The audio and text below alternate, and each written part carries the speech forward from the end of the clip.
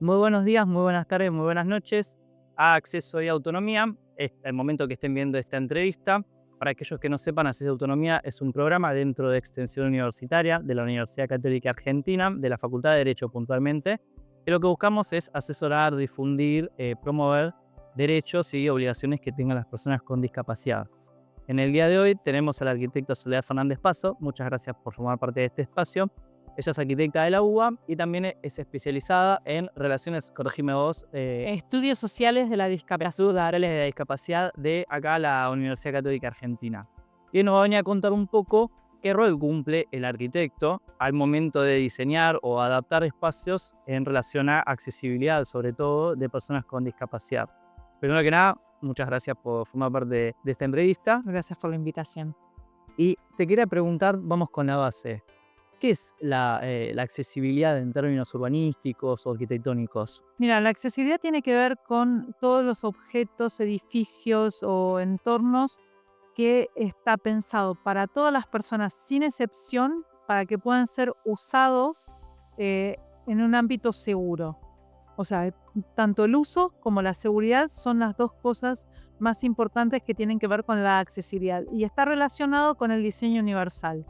El diseño universal son unos preceptos que se toman como norma donde incluye el uso equitativo, los grandes, la seguridad en el uso. Son 7 preceptos que tienen que ver, 7 puntos, digamos, que tienen que ver con el diseño universal y la accesibilidad universal en sí, donde forman una cadena, que esta cadena es el factor fundamental de accesibilidad, donde un eslabón, si se rompe realmente la accesibilidad a cualquier espacio. No podemos hablar de accesibilidad a la justicia si no puedo acceder al espacio.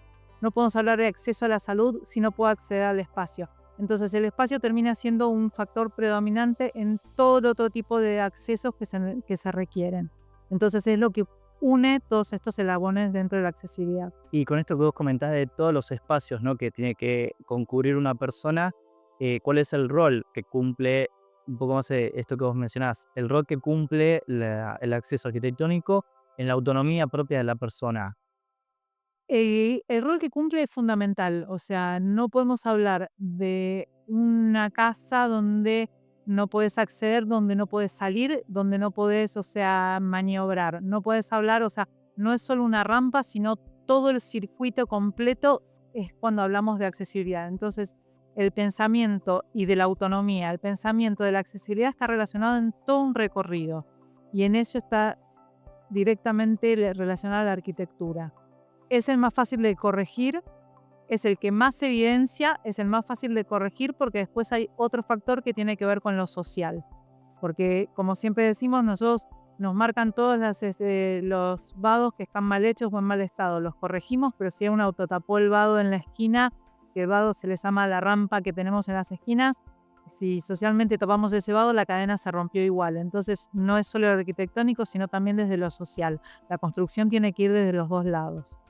Y relacionado a esto que vos mencionás, ¿no?, de los vados que uno puede ver mucho en la vida cotidiana, ¿no? Cuando, como decís, no hay un acceso eficiente de las personas, te iba a consultar, ¿vos ves mucho espacios donde haya barreras en la accesibilidad arquitectónica? ¿O qué es lo que lo más frecuente que sucede en la ciudad, por lo menos? En general, lo que termina pasando en la ciudad es normativas que no se cumplen, que tenemos muchas, o sea, realmente tenemos, las leyes que tenemos son muy buenas, pero hay dos partes. Una es la puesta, cuando vamos a construir de cero, digamos, ponerlas en evidencia y construir bajo esa normativa, que en general no se hace. Y después no hay un seguimiento tampoco de dar cumplimiento a eso, ni una corrección a posteriori diciendo, no, esto está mal. Entonces terminan siendo todos parches. Ese es uno. Y el otro factor es el mantenimiento, que si no mantengo, o sea, lo hago y no se mantiene, de nada sirvió porque vuelve a romperse otra vez, entonces se rompe la cadena otra vez. Y esto es en lo más evidente que son los vados, pero también pasa con en señalizaciones en braille que no funcionan o megáfonos, que algo tan sencillo como ir en una estación de tren que va desfasado el audio de la estación de tren en la que estás por la que realmente das. Entonces una persona que que tiene discapacidad visual, al no saber realmente en qué estación está, seguía auditivamente, y si está desfasado y nadie lo controló, nadie lo corrigió en el momento, esa persona se bajó una estación antes. Entonces, a veces lo visible es algo siempre para el que esté en silla de ruedas, porque es la más, digamos, complicada desde la motricidad, pero hay un montón de cosas que colaboran desde la señalética y que falta un montón. Vos mencionás normativa que capaz no se cumple o que existe. Te iba a consultar si un arquitecto toma en cuenta, o debería, ¿no? ¿Qué normativas hay? Si hay muchas, si no, si faltarían. ¿Qué normativas hay? O por lo menos si se toman en cuenta, te pregunto. Sí, leyes tenemos la 24314, que es la ley nacional, y después tenemos la 962 de la Ciudad de Buenos Aires. Ambas son muy completas. El tema está que en general, como yo siempre digo, nosotros en la carrera la aprendimos en el último año, todo lo que era normativo lo aprendimos en el último año. Si un docente te enseña a corregir desde el primer momento cuando uno está diseñando, corrige ya teniendo una visión de accesibilidad, ganaste un montón en lo que era la normativa. Y después cuando nos ponemos a diseñar, si en general no tenés en cuenta esa normativa, va a haber un montón de cosas en las que van a faltar o van a cometerse errores, porque la normativa es súper completa. Después se hace y no hay quien tampoco revise que eso se haya hecho bajo la normativa. La rampa está, pero no se verifica que tuvo la pendiente que tenía que tener. La baranda estaba, pero no tenía la doble baranda como se exige. Entonces empiezan a ver con fallas, y una vez que se habilitó el edificio ya nadie lo revisó, nadie lo registró y ya está. Es como que después, salvo que alguien lo pida y lo exige, tenga que hacer una batalla para poder conseguir eso. Y estamos hablando de edificios que son nuevos, porque una cosa son las adaptaciones que tienen que hacerse de edificios que en su momento no había. O sea, Es entendible que en un momento no pasaba, pero el ajuste razonable habrá que hacerlo igual. como yo digo, los edificios en su momento no se pensaban, no porque las personas con discapacidad no existieran, pero no salían de las casas. Entonces, nadie iba al banco y había unas escalinatas enormes porque esa persona no era la que iba a hacer los trámites. Entonces, así como cambió el paradigma, entonces teníamos que cambiar los edificios. Ahora, si yo hago en Diagonal Norte y Florida un sistema de turismo, una cabina de turismo, donde pongo a la vuelta la atención para una persona para discapacidad y la cabina esa es nueva, y ya estoy arrancando mal. Hoy por hoy no puedo pensar así. Sobre todo porque eso es nuevo. Entonces, yo puedo entender que los edificios que son antiguos tengan que tener la entrada por otro lado porque no me permite, porque no me da el ancho, porque hay un montón de que el edificio está y no lo puedo modificar, entonces tengo que adaptarlo a eso. Ahora, cuando es nuevo, no entiendo por qué no se hizo. Claro, es esto de, como decís, ya cuando uno lo encara desde una mirada distinta, ya lo normativo pasa a ser algo accesorio en sí mismo si uno va con la mirada que tiene que cumplir. Totalmente, es complementario. O sea, uno empieza a decir, uy, tengo que tener, o sea, si ya lo pensé que es accesible, naturalmente voy a tener una rampa en lugar de una escalera. Naturalmente, por ahí lo que tengo que ajustar es, era una rampa interior, necesito más o menos pendiente que una exterior para cumplir con la normativa, pero ya desde el vamos tengo un pensamiento accesible. Si yo ya sé que van a entrar chicos que hablan otros, por ejemplo, en esta universidad, ¿qué público tengo? Tengo un montón de públicos, no es solo el alumno. Tengo el alumno, tengo el empleado, tengo chicos que hablan otro idioma, tengo adultos mayores que vienen a ver cómo se reciben las personas. Entonces, no es un público, son un montón de públicos. Entonces, tengo que pensar todos esos accesos para todos esos públicos. Y vos, hablando de cómo uno tiene que encarar, ¿no?, el momento de un proyecto, te pregunto a vos, esto es capaz de más personal, ¿no? Pero ¿cómo vos encarás un proyecto al momento de ver esta accesibilidad?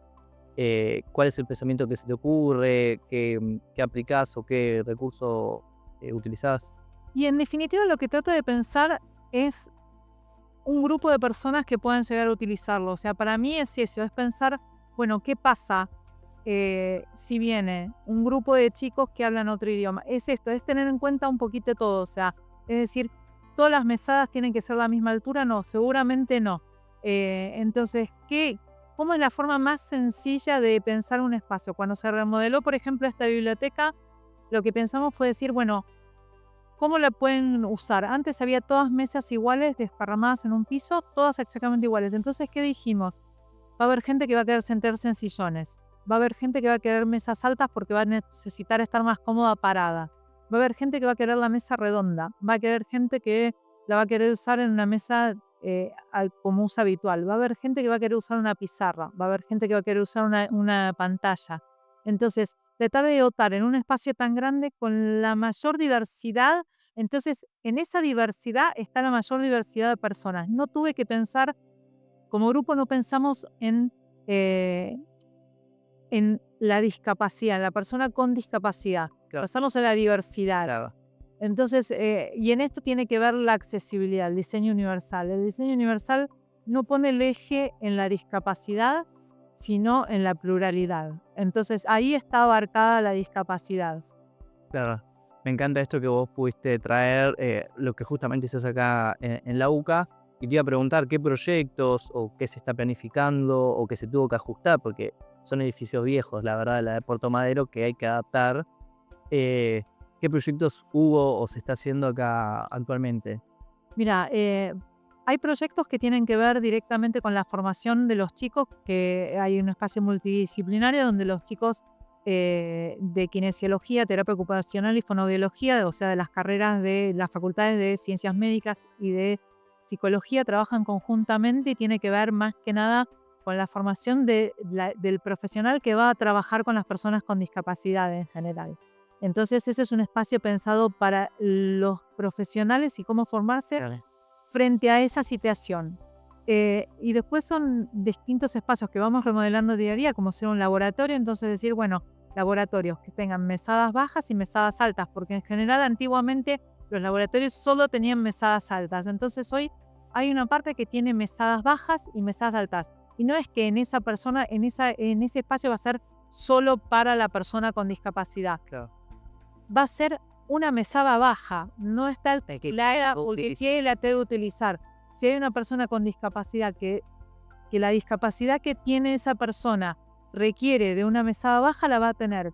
Pero si una persona que no tiene discapacidad le resulta más cómodo sentarse en la mesada baja, la va a tener. Y si se ocuparon todas las mesadas altas y está disponible el espacio de la mesada baja, no va a tener más que ser una diferencia de altura de mesadas sin una connotación de este es el espacio para, como pasaba antiguamente con los vados estos en las esquinas, donde en principio solo había un espacio reducido que era por acá pasa la persona con discapacidad, cuando después se amplió a que se baje por toda la senda peatonal. Entonces esas son adecuaciones y en la medida que vamos reformulando los espacios de estos edificios, se va pensando justamente en esos espacios. Por ejemplo, cuando se reformuló el espacio del estacionamiento, en vez de pensar en un espacio para que baje la persona con discapacidad o la senda peatonal, lo que hicimos fue subir y comunicar el espacio del estacionamiento del colectivo, uniéndolo con la senda peatonal, poniéndolo en sobrerrelieve. Entonces esto hace que el auto tenga que, sin necesidad de un semáforo ni nada, baje su velocidad y lo que hicimos fue poner a la misma altura una vereda con la otra.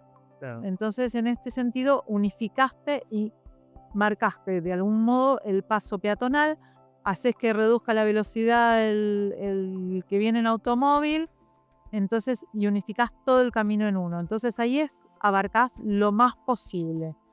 Me encanta, me gusta esto de que la UCA tenga esta mirada de la diversidad, no solo en cuestiones de discapacidad, ¿no? Sino también en general de lo que vos mencionás, los alumnos, los familiares de los alumnos, los docentes, los administrativos, lo de seguridad, limpieza.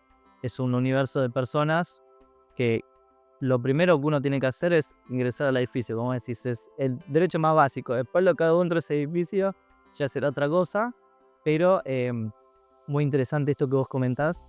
Muchas gracias por compartirlo.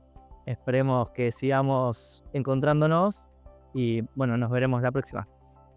Cuando gustes.